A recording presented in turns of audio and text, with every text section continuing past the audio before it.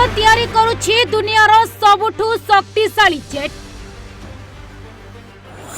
America और रूस jet ठारू भी आहुरी पावरफुल।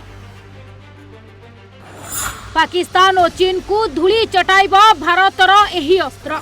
आकाश रे उड़ी उड़ी माटी तळु शत्रु को खोजी मारिब। जार खबर सुनिबा परे चीन और पाकिस्तान रो बोहिलाणी छाळ।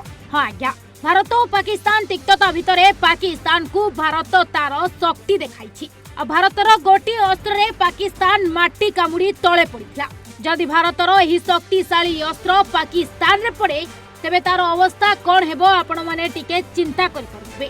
तेबे एही फाइटर प्रोजेक्ट रो ना रहिछि एडवांस मीडियम कम्पैक्ट एयरक्राफ्ट अमका। पंचम पीढ़ी रे रहिथिबा युद्ध विमान भितरे एहा एक अन्यतम फाइटर जेट जहा शत्रु को माटी तळु